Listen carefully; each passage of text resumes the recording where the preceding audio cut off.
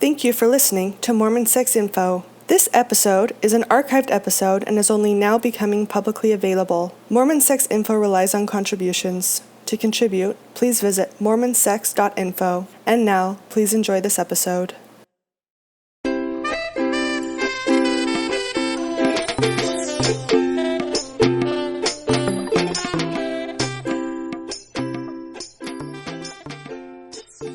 Hello, and welcome to an interview for Mormon Sex Info. As Tammy was just saying, we are live, not on Saturday night. not from New York. So we're actually coming to you from Utah and Kansas. But yeah, welcome to Mormon Sex Info. I am the host, Natasha Parker. And we are kind of mixing it up a little bit with interviews. We are providing them now on Facebook Live when and if a guest is willing to go on the Mormon Sex Info Facebook Live page. So hopefully you can tune in that way. We will still do the classic, edited versions on the audio that you can download like a podcast normally. So we'll do that as well. But this is just an added way of you being able to access the content on Mormon Sex Info. So spread the word, like the page. There's no rhyme or reason as to when I have the interviews. It's not like a scheduled show, but they will be on here and I'll share them on my Facebook page as well. As far as what is Mormon Sex Info, so it is a podcast hosted by me, and I'm a certified sex therapist and licensed marriage and family therapist, and have been working with people, primarily Mormons, for over 20 years. However, whether you come from a Mormon or LDS background or not, this is basically a space where we try to provide high quality, accurate sexual education. These podcasts are usually relevant for most people on a variety of topics, and we bring in some really wonderful, interesting guests, including nationally and internationally renowned authors of books and researchers, and sometimes we have personal stories and experiences. And tonight, we are really thrilled to have Tammy Ellis, and she is currently studying to become a certified sex therapist through the organization of AASECT, and part of how she's doing that is getting some of her educational requirements through a program that University of Michigan offers, which is a highly prestigious place to go and get that done. So I thought I would invite her as she's going through this program to, provide kind of like maybe a 3-part or 5-part series. We'll see how many of these we do, where she can bring some of the information that she's learning there. We did part 1 a few weeks ago where you got to learn a little bit more about her. So make sure you catch that one. But otherwise, we'll just kind of dive right in. So how are you doing, Tammy, tonight? I'm doing really good. Thank you. Good. Oh, and before I get to you, I should probably plug, this is what I'm bad at, is asking for money. So please become a subscriber. Please become a subscriber to Mormon Sex Info. It's a lot of costs, involved in producing a podcast like this, not to mention my own time and energy. It's $35 a year. With that, you get access to all the podcasts, whether they're, super old or brand new. I think it's a very affordable resource, again, for the quality of topics you're getting. So please become a subscriber, and you can do that at mormonsexinfo.com. All right. Without further ado, let's get going. Tammy. Yeah. All right. Let's see. If I remember correctly, which week are you in your program? How many times have you been out now to the University of Michigan? So it's a 1-year program, and I fly there 5 times. I have been there twice now, and I will go back again. Oh no, I think I've been there. Boy, it's gone by so fast. I've been there 3 times now. I'll go back in about 2 weeks, somewhere around there, and then I'll go again in March. I also have 2 or 3 distance learning classes left with them as well. Okay, great.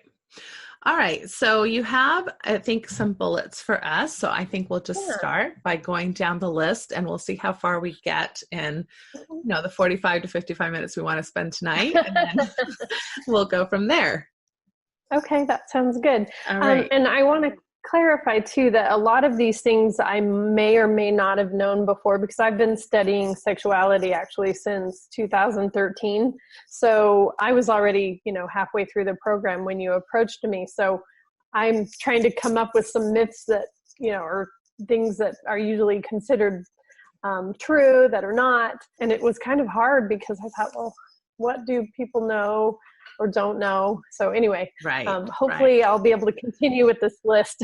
Yeah. And some of you may find some of these things like, oh, I totally knew all of those things, which is great. Then, that's really awesome. You're getting some good sexual education. Some of you may be like, oh my gosh, I didn't know any of those things. And that means great. You're learning some stuff, right? And so this is not meant to be necessarily for everybody, but I think it's good to know if these are myths that you hold or not, or if this is information that you know or not. That might be a good gauge for you as an audience member to kind of, assess where you're at with your own sexual education. I actually went through all of my notes and tried to pick out things that I was not aware of. Okay. And so these are things that I wasn't aware of, but other people may. And there's probably things that other people are not aware of that were common knowledge to me. So right. One of the things that I put down was that we often have this view that there's only male and female. And that's a hard one for people. It's a really hard one because 99% of us do fit into those two categories. But I believe it was Eli Green, the sex educator and founder of the Transgender Training Institute, who said that there are 29 different combinations of genitals, chromosomes, and hormones, two of which are, of course, male and female, and we make up that 99%. So that's kind of a shock to some people, but it's often the response I give to people when they say, there's no transgender or there aren't gay people or God doesn't make them that way. That's one thing I hear. And I'm like, but God makes people intersex, where they have ambiguous genitalia, where even the doctor is saying, I'm sorry, I don't know if your baby's a boy or a girl. And so we have to make space for people who don't fit in that binary, that male-female thing going on there. Yeah. And so what this really falls under is the umbrella of gender identity, which is different than sexual orientation.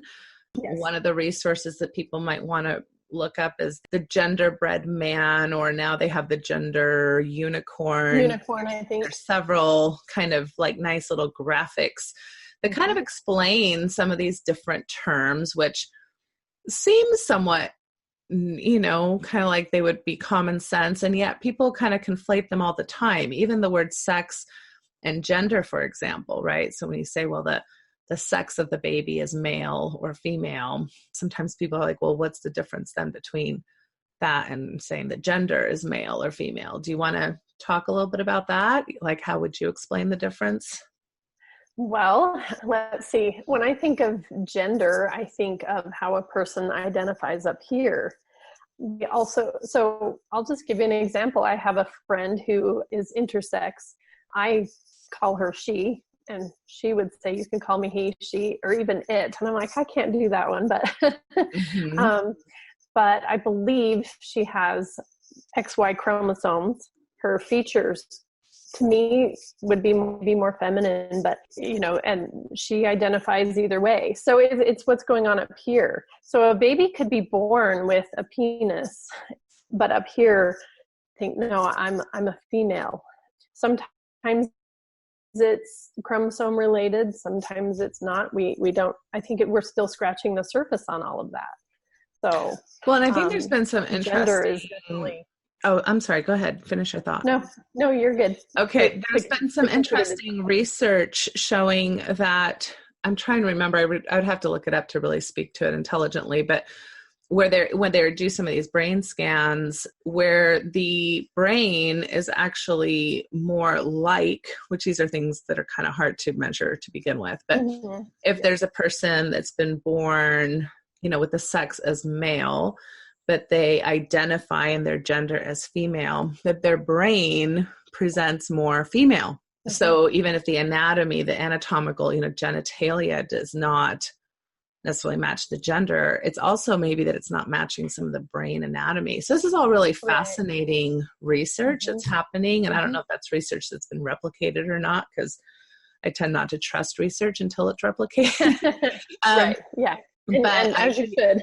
Yeah, right. And so I think that that's really interesting, though. And I think these are really important conversations, especially in our current kind of political climate and, cultural climate, where I think this is highly misunderstood by a lot of people. And there seems to be a lot of threat to that idea of, there not being these kind of very polarized or binary positions, such as male and female. And we definitely see that in Mormonism, especially with a lot of the family proclamation, for example, that talks a lot about gender and the importance of gender. Although there is room, interestingly, if you want to kind of have a nuanced take on Mormon doctrine, because I remember once interviewing a parent of a transgender child who was LDS, and he said, the family proclamation says that gender is eternal in nature. And for him, that was very helpful to see how his anatomically born male child identified as a female in her gender. And for him, that meant that, lots of things happen in mortality, right? With our bodies, Right. We kind of, whether you're born, I don't know, with a disability or whatever, in Mormonism, there's a lot of that idea that you're going to be made whole, in the afterlife. And so for him, it made sense that, well, if this child was a female in the pre-existence, and it happened to be that in the course of coming into this earth, she had male anatomy, that actually fit that belief for him. So that was an interesting take. I know that not all Mormons feel that way about that, but I just thought that was interesting. I think it's impressive, actually. I think it's a very positive way of looking at it, and whoever that person is, I admire their thinking. I think that's fantastic, in a way to affirm their own child and, live within their own gospel beliefs. That's pretty impressive. That's hard to do for some people. Yeah. I did a podcast with both the daughter and the father. I'm forgetting now her name. Why am I forgetting her name? It was a fairly kind of, went through a little famous time where her documentary was kind of out there. Aaron or Eddie or something like that. I forget now. But I'll have to, maybe we can link it to the information about the podcast. Okay. All right, great. So thank you. So we don't have just male and female. There's 29, you said? 29? That's what Eli said. 29 different combinations of genitals, chromosomes, and hormones. So we're all kinds of mixed up. Yeah. And that's great. And I think it's also important to note that throughout the history of humankind, you can actually see a lot of traditions, faith traditions, Native American traditions that really honored people who kind of were in this smaller minority, kind of like as special spirits, or, people who kind of had wisdom or something to offer their community. It wasn't always so negative like it is in our culture, where we seem to be so phobic to any type of trans issues. And another thing I'd like to say, just to make sure, it's interesting because this last week was Transgender kind of Recognition Week or Awareness Week. And the violence of people who are transgender are experiencing a high level of violence compared to other communities. And so I think it's very, very important for us to educate ourselves so that we can lessen those awful, horrific statistics. Yeah, I love that you brought up the positive view that other cultures often have of people who are not in the 99%. Instead of belittling them, they honor them. And I'm just curious why we don't take that approach, why we are so uncomfortable with people being different. Yeah. In any manner. And why we're so polarized about this gender thing to begin with. Because, I definitely identify as female, but there's things that I guess would be more traditionally considered masculine that I really enjoy. And just simple things like now that we wear pants as women, I was just about to say, I wear pants and I love them. Right. It would have been unheard of. And men don't really have that in our culture. Men who enjoy wearing skirts or dresses or panties, they're still like super taboo issues. Whereas we as women, I think, have a little bit more leeway on going into male types of clothing, suits and ties even. And nobody really pays attention to that. But I've seen, it might even be Ellen DeGeneres, other women wear a white shirt with a tie, a loosened up tie. And I'm like, that's adorable. But if a man tried to do it the other way, it doesn't go over well. And I have to wonder, is that because, females are looked upon as lesser, we can't be like a girl. that would be bad, but it's okay for us to have, masculine traits or expression, I guess I should say, a more masculine expression. No problem. But if the male has a feminine expression, it's not okay. Seen as we, well, a lot of the ways that we put down men are to compare them to girls, from right, that's exactly, sissy, or that you throw like a girl, or even obviously, you're a pussy type of language. I mean, yes, all of that. He cried like a girl. And it's something that I started noticing in the past few years. I was never one to look at things like that. I was on the other side of that argument before, but after I started thinking about it, I thought, what is this saying about women? And I don't want to turn it into that. Maybe it's not that. Maybe it's just, I don't know, but it did make me think, why is it so bad to be like a female, but it's okay the other way around? Kind of got offended there. Yeah, right. No, I think those are definitely interesting cultural constructs for us all to be kind of challenging and thinking about, and especially when we see our own kids or family members, it's things that we can challenge or at least think about differently.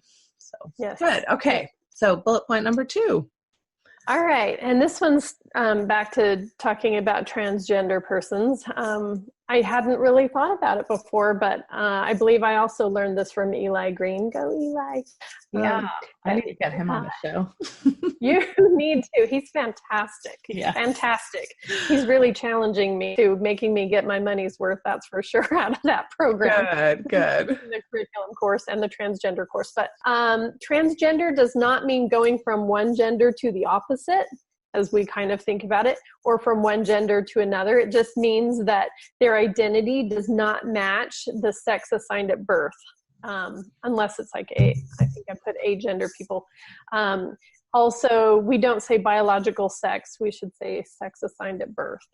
So I never thought about that. I thought, okay, you're either going from male to female or female to male, but it doesn't mean going from one gender to the opposite. It just means their identity doesn't match their sex assigned at birth. And I hadn't really Can you expand on that? Like, why would those concepts be different? Why would it be different to think about it if your gender doesn't match, your sex assigned at birth?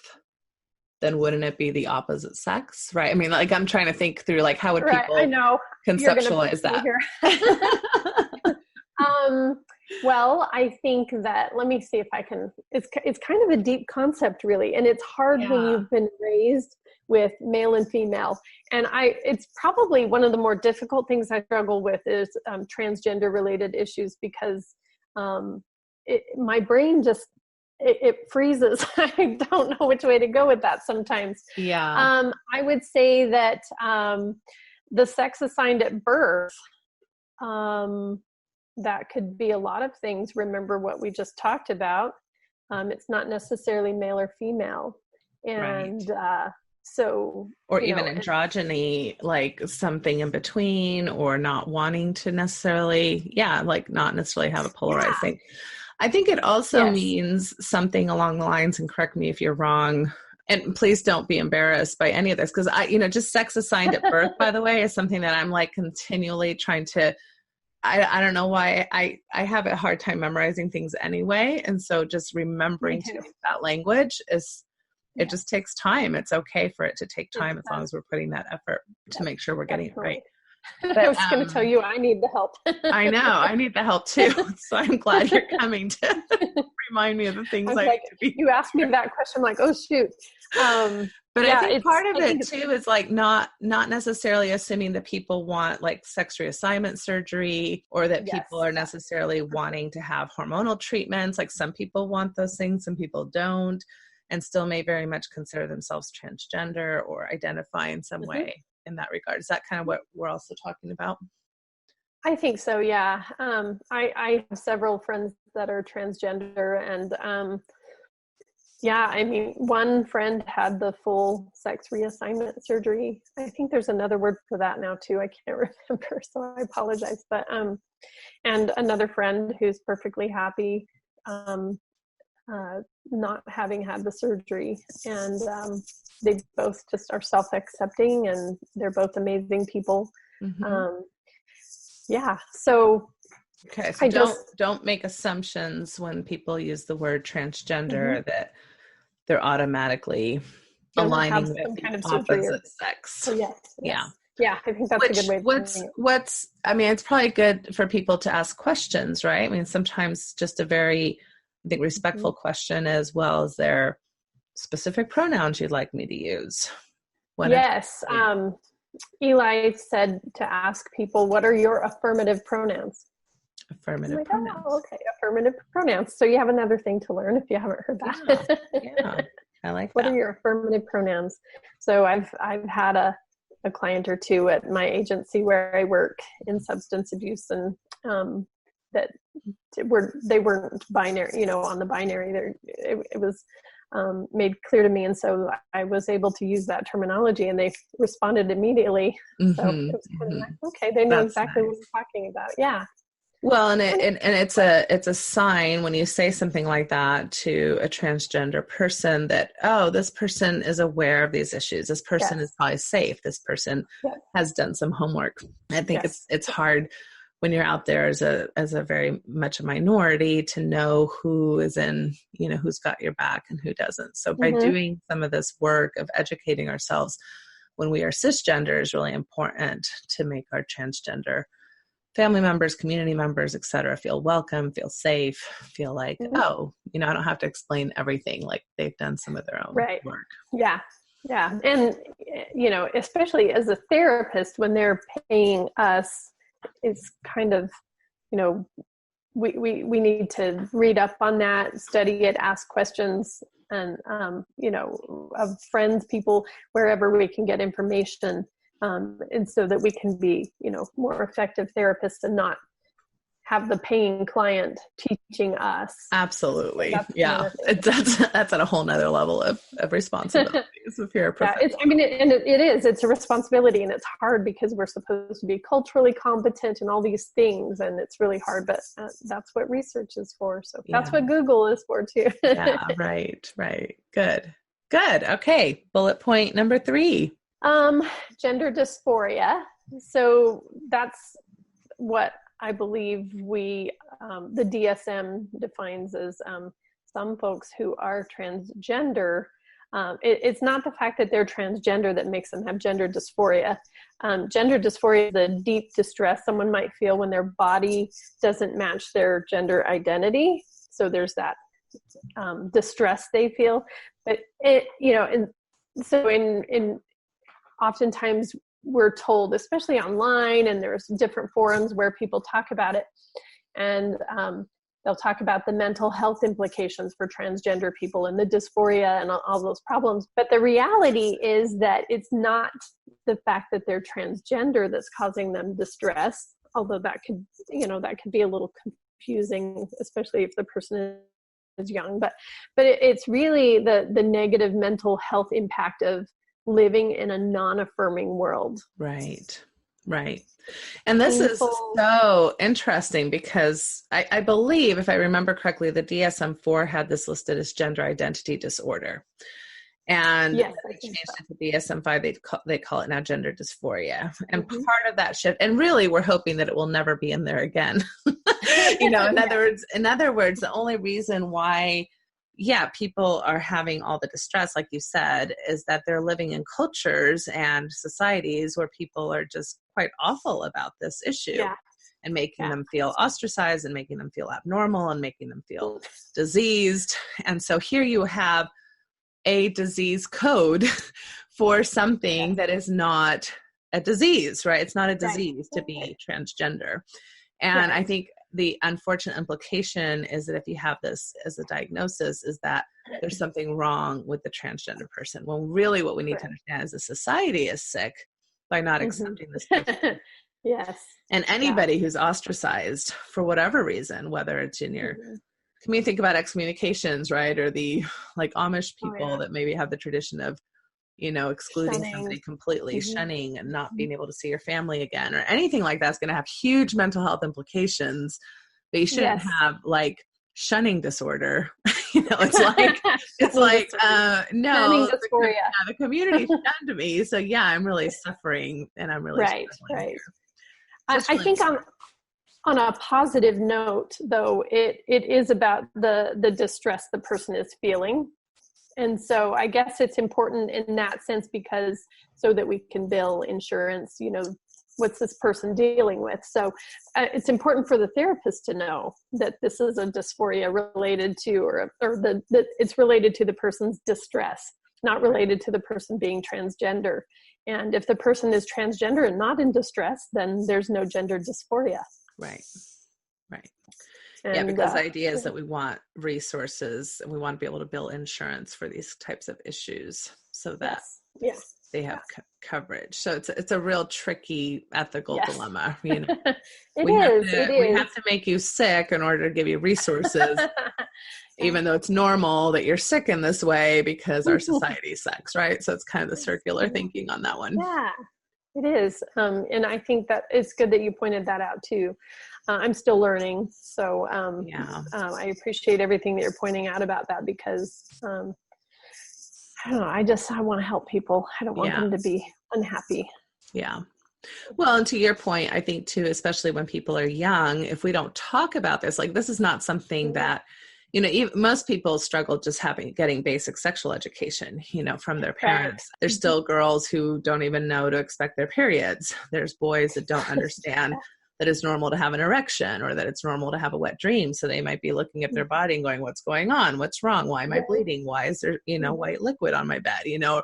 Those kinds of things. And so it's probably not typical that a parent would say, oh, and by the way, if you kind of, like in our culture, we talk about boys and girls and we kind of put boys into this category and girls into this category. And for some people, that doesn't really make sense or fit. And, if that's ever something you're thinking about, come and talk to me about it. We don't typically say that, right? And so if you're a kid who is thinking that way and there's nobody talking about that being a possibility, you're more than likely going to be quiet. You're going to be like, this isn't safe to talk about. Right. Or they may test something little to see if anybody wants to talk about it, and people will shut it down like, oh no, that's what boys do or that's what girls do. And now all of a sudden you've got a kid who is very confused and doesn't understand why they're different from everybody else. And I'm really glad you brought that up, because there was a point where I realized, when we divide people, like when I was a little kid, our teacher would say, okay, boys line up over here and girls line up over here. They might as well be saying, if you have a penis, line up over here, and if you have a vulva, line up over here. Yes. We would never say that. And if you told a teacher that, they'd think you were out of your mind. But what else is it? Yeah. And so it doesn't take into account that people don't fit on that binary, black and white, male or female. Yeah. And so it's a little bit problematic. So. Yeah. And I think schools are moving away from those kinds of gender, or I guess, sex assigned at birth type of lines or groupings or things of that nature. And I hope so. Yeah.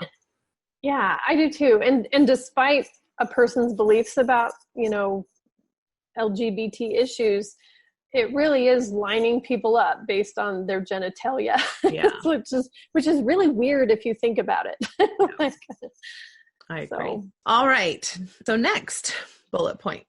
Okay. We're going to go on to a totally different topic now. And this was information I got from Stephanie Bueller that I know you know well. Yes, I love working with Stephanie.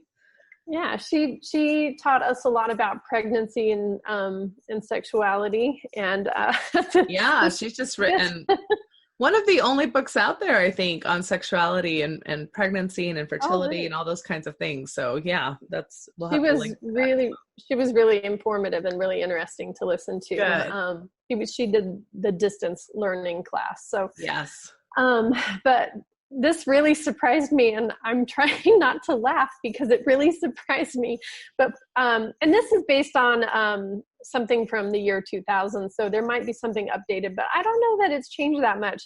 But she said 49% of pregnant women fear that intercourse will harm their baby. Yes. I don't even want to imagine how.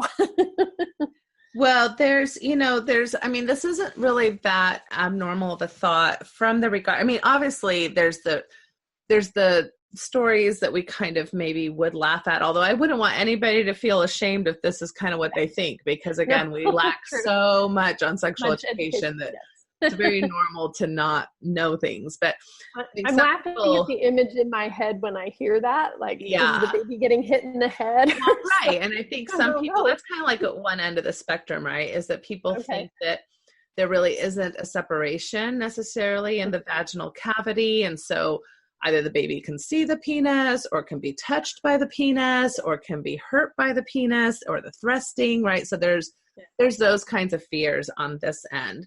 I think on the other end of the spectrum, there can be, I think, some legitimate worries, like, you know, if I'm laying on my back, or if somebody's pushing up against my tummy, or, you know, could I harm something in that regard? And there are, of course, some situations, rare, but they are there, where if you're on bed rest, or, you know, you have some type of issue, then yes, sexual activity should not be, you know, had, but you'd have a doctor telling you that. So if your doctor's not really telling you that there's a reason to abstain from sexual intercourse, that, you know, penis and vagina type sex, then you're probably fine. But yeah, I can understand why that might be. Plus, we have this kind of cultural thing too. I don't know if it's so standard now, but I think definitely 50 years ago, it was kind of like this Madonna complex. Like that's where she was coming from when she explained this. That's why. You put her up on a pedestal.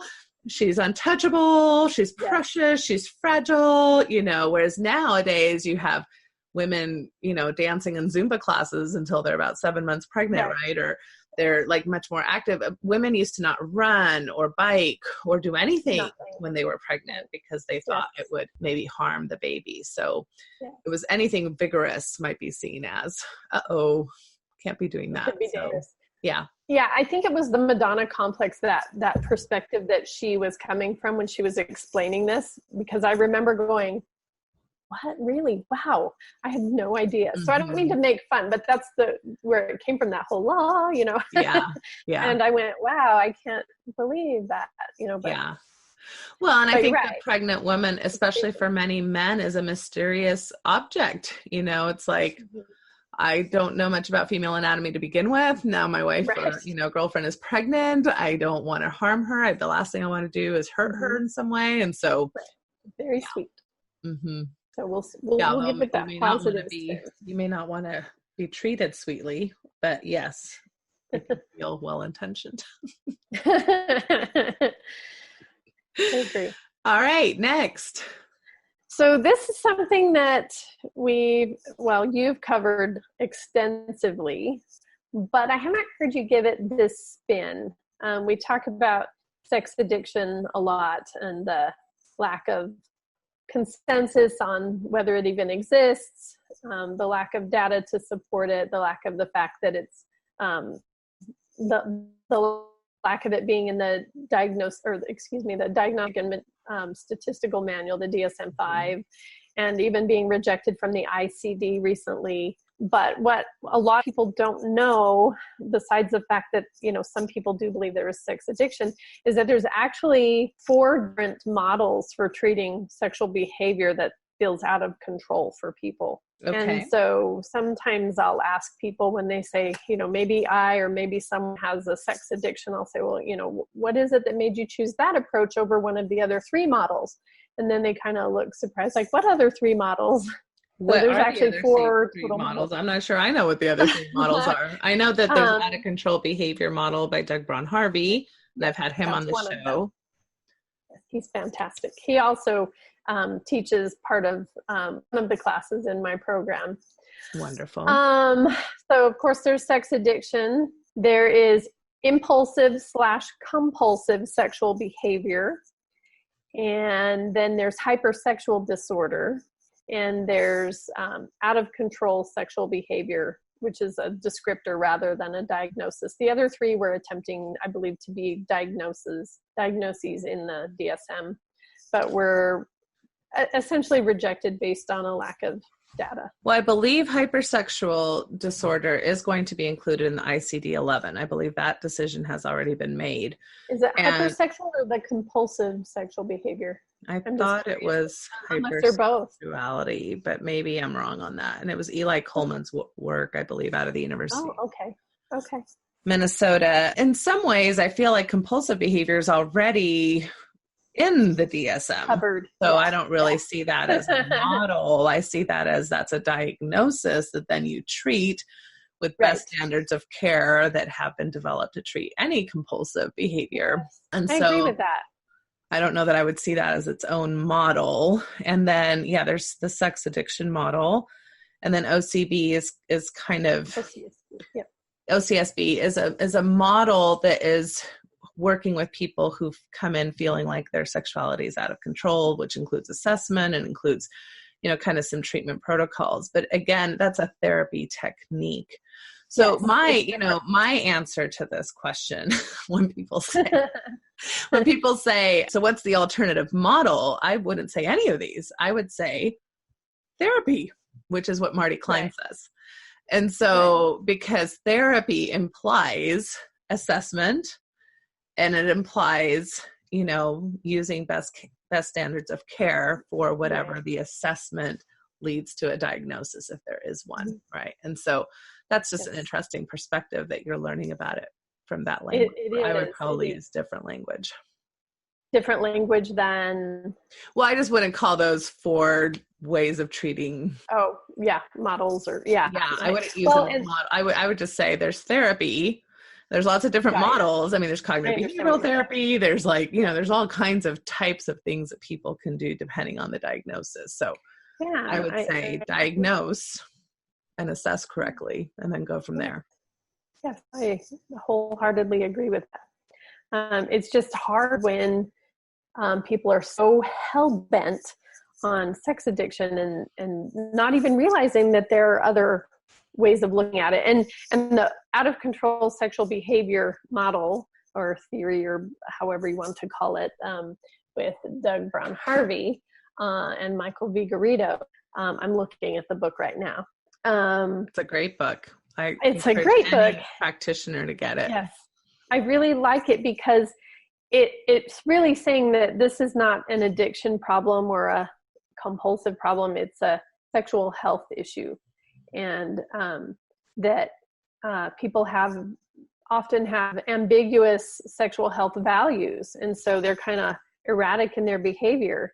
And so the goal is to help people create their own clear sexual health values so that it's easier for them to, so even with substance abuse, they're not related, but you have people's values. My clients who are very, very addicted to heroin and methamphetamine have very strong values of wanting to be honest, wanting to be good, wanting to do this and that, but their behavior is the opposite. Mm-hmm. And we want to bring those two closer together. And that's the same with sexual behavior. They have these, that's the problem, is they have these ambiguous values. So their behavior it's hard to line that up because it's so ambiguous. So helping them define those values. And I like that model because it's focused on the individual, not their behavior. It's really compassionate. It's not a diagnosis. It's just a description of what's going on. So, and it's using therapy. A variety of therapeutic techniques, right? Yes. And so it's bringing together an organized way of using therapeutic techniques, which is now called the OCSB model. But people need to understand that that's very different than a diagnosis or like a treatment protocol or best standards of care, right? So, so it's just a very compassionate. So I would say do therapy, and Michael Vigorito and Doug Brown Harvey do that, and they wrote how they do their therapy in this. Yes, that's how I would say it. How about that? I love that. I'm gonna have to process that a little bit. I think that's so true. It's so true. Yeah. So thank you. Good. Okay, good. All right. Next. So another thing I wrote down was that older adults, so meaning people over 65 to 70 years old. Okay. This is the myth that they have no interest in sex. Oh, no. Not true. So there's lots of interest, and the number I have here is about 65%, but few are actually having sex. Okay. So few of those people are actually having sex. We And does that diminish count solo sex or is that partnered sex only? Do you know if that? I think they're meaning partnered It's sex. implying partnered sex. I think so. Okay. And how we treat older people with regards to sex, we kind of diminish their humanity. We infantilize them. Look how cute they are holding hands, you know. We minimize their need for intimacy. Mm-hmm. Almost like we figure they're over that part of life. I've heard that a lot. That's for your younger years. Mm-hmm. Mm-hmm. Absolutely. They must not be into this. This shows up a lot in medical treatments, assuming that they don't care if their surgeries or their treatment or even cancer treatments are going to have an impact on their sexuality. Many people. It doesn't matter if they're older, right? Mm-hmm. Right. Yeah. Yeah. And that's actually what I wrote next was this negatively impacts the medical and therapeutic professionals in how they treat older patients. Mm-hmm. So it's really important to be aware of their sexuality. I know that I was dating someone who's a clinical pharmacist. He works in, what do you call them? Assisted living, I can't remember what they're called all of a sudden, but yeah, like assisted living facilities or nursing homes or managed care. He had a word for it, but I'm just blanking right now. But he wasn't a behind the counter pharmacist, and he talked about some of the homes he worked at, and I was happy to say, even here in Utah, that they were taking clients to get a vibrator, and or clients' patients. Mm-hmm. So there is some sex positivity that's reaching those areas, those fields, which I think is fantastic. Yeah, absolutely. I think it's really important. I hope that when I'm older, that my sexuality isn't diminished and turned into asexual. Mm-hmm. Mm-hmm. I agree. I think it's so interesting how so much of our media culture in particular has a certain kind of standard of who gets to be sexual, right? So you have to be a certain age or certain size or certain physique, certain race, certain whatever, and I think if we can all start really considering that we treat every single person as a sexual being unless they tell us otherwise. Right. You do have some, very small part of the population that, orients themselves as asexual or really not interested in that. And that's perfectly fine. There's nothing wrong with that. We shouldn't asexualize people, if that's a word, just because of their age or their size, or they don't fit that narrative or that script of what it means to be a sexy person. So assume people have a sexual identity. If you think that old people are cute, rethink that. See if you can really notice the eroticism in that, the eroticism of touch and affection and sexuality as we age. You'll be better off with your own sexual health if you can do that for others, if you don't happen to be older now. Yep. I'm already thinking ahead. Yeah. I love that you brought that up. I remember from SAR, Sexual Attitude Restructuring. I've been to 2 of them now, and one of them was at the University of Michigan. And they did show a video of an older couple.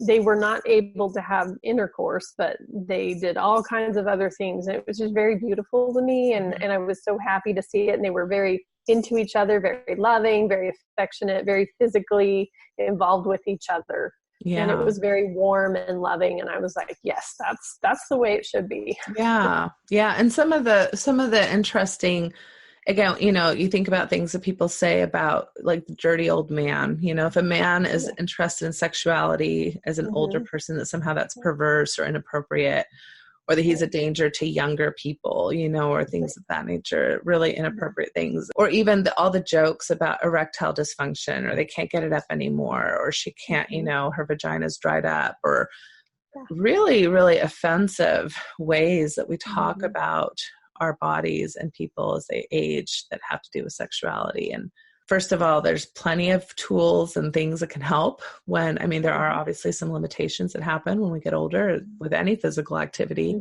but that doesn't mean that, like you said, we can't get creative. Or I know a couple that was using a swing, kind of like a sling.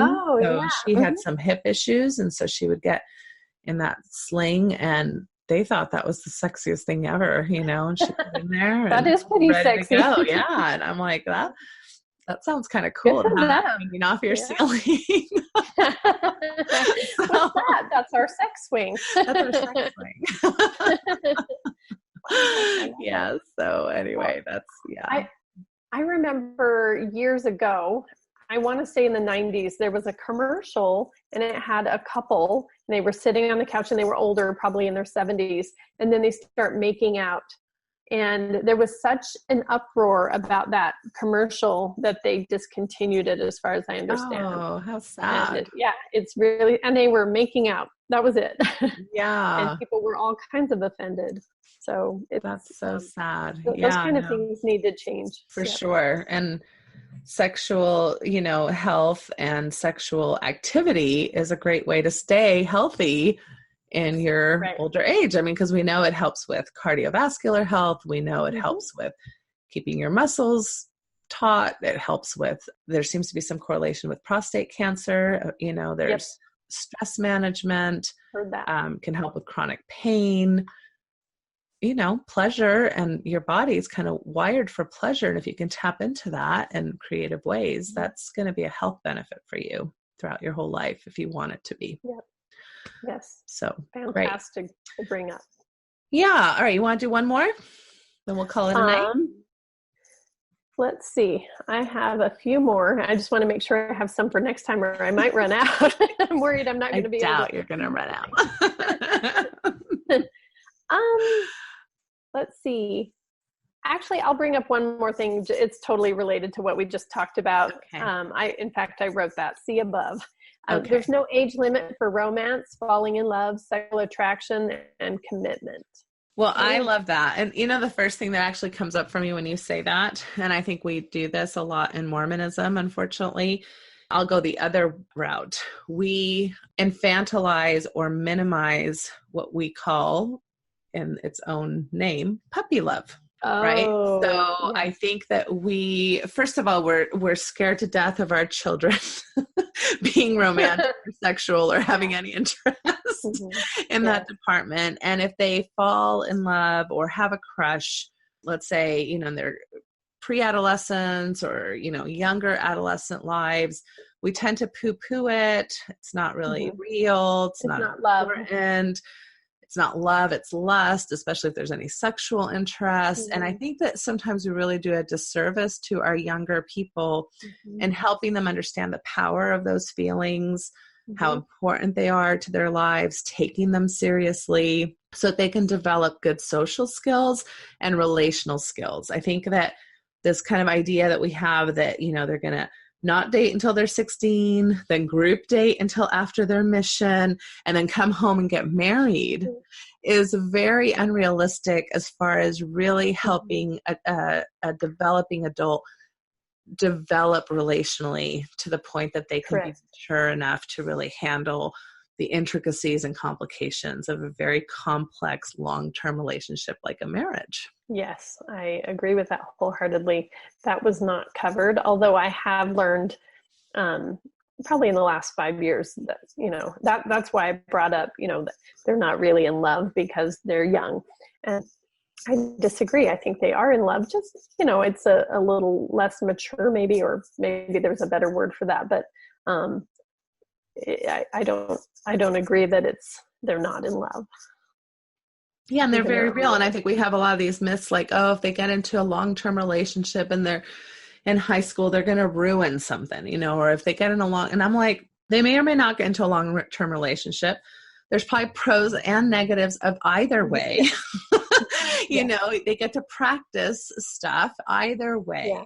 Yes. And, I just don't like it so black and white, like I hear a lot of people, they're not ready for that kind of emotion, or they're not ready for that. Or if they have sex, they're going to emotionally, have disasters. And I'm like, well, if we tell them that, they might, right? Right.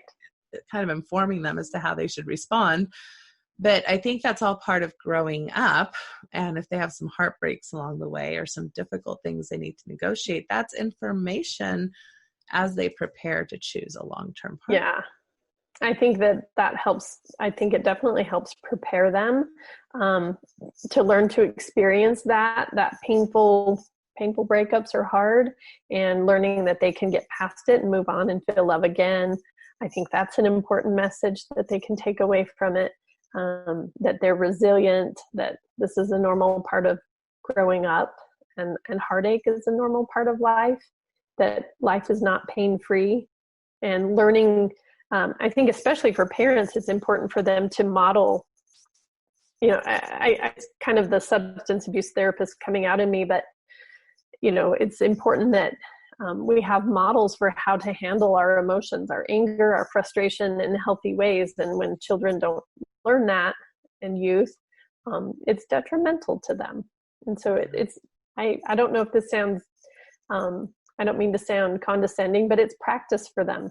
Yeah. It's practice for them to grow up and experience those things. What else were you thinking of? Since I brought that part up, that it doesn't sound like you were necessarily thinking about that. What did it bring up for you as far as this idea of there's no age limit to romance? I think it's exactly what it says. There's just not an age limit on that. We seem to put an age limit on it. And also it seems like, I think sometimes couples, as they grow old together, they tend to, sometimes they don't show that romance or that love or that sexual side.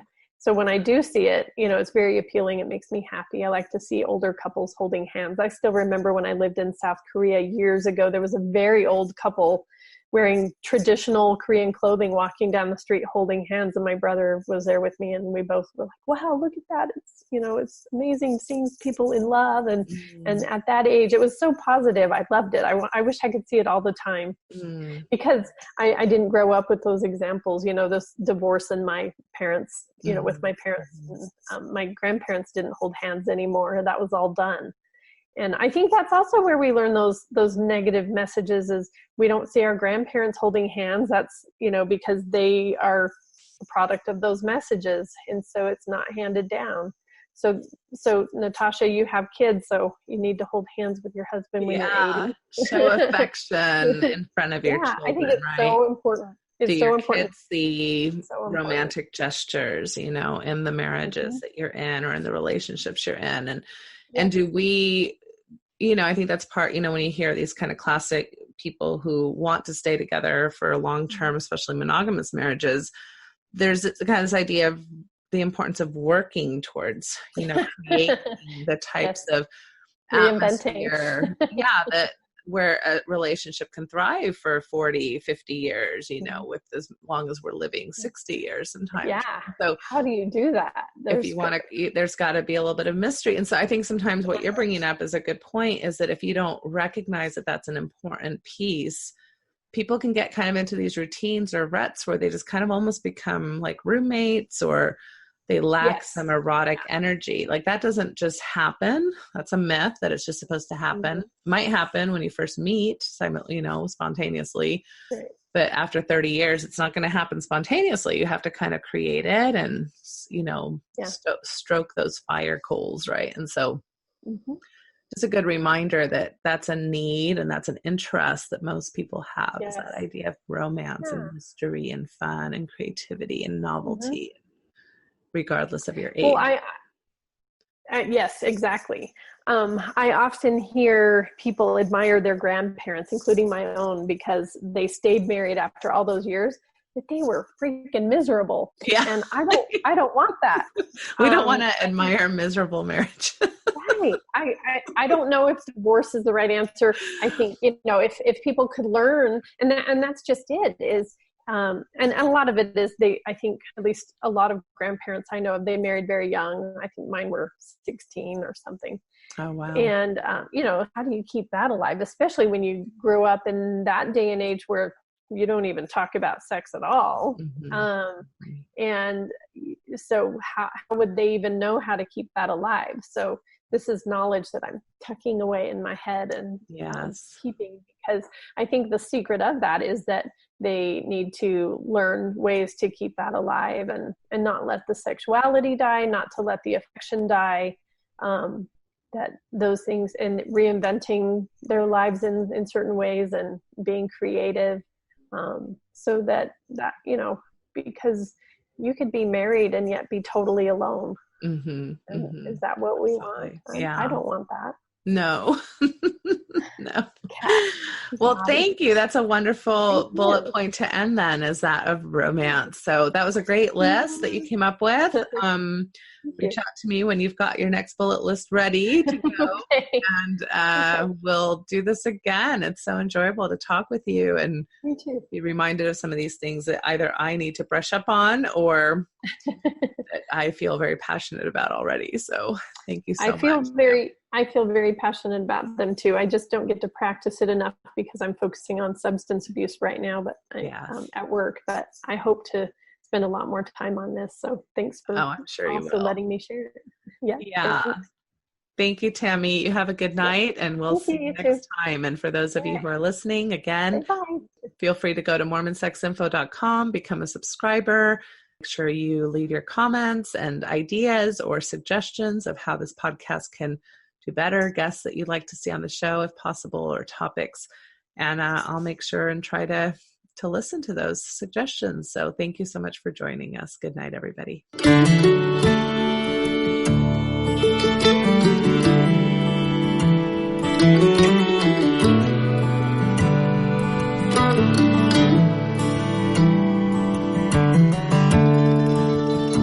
We took the long road home, turned minutes into miles,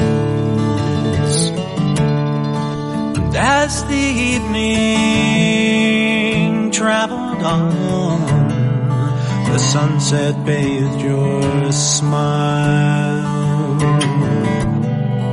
We stopped beneath the desert stars, wrapped in each other's arms. Was as simple as I love you, an ordinary, extraordinary truth.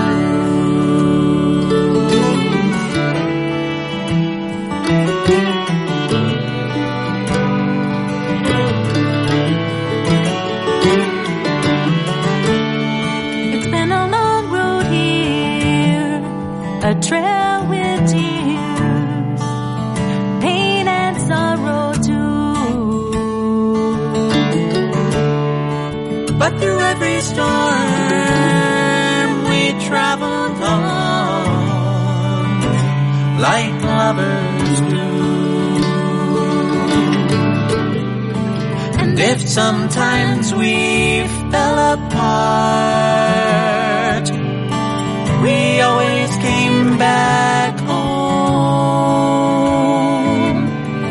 Was as simple as I love you, an ordinary, extraordinary truth.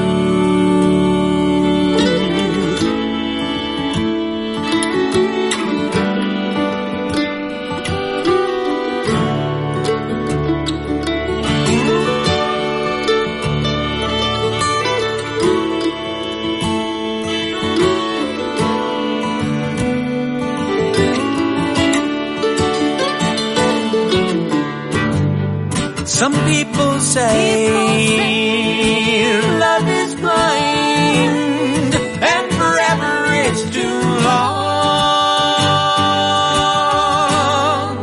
But I see your eyes in every sunrise. Can't imagine life alone.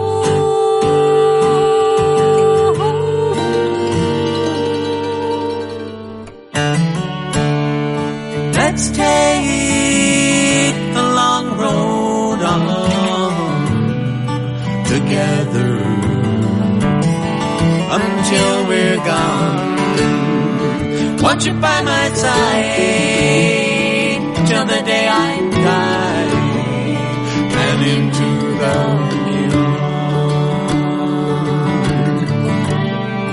It's as simple as our love is.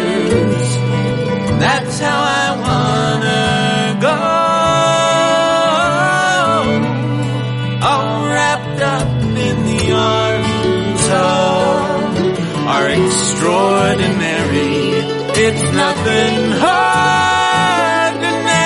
love.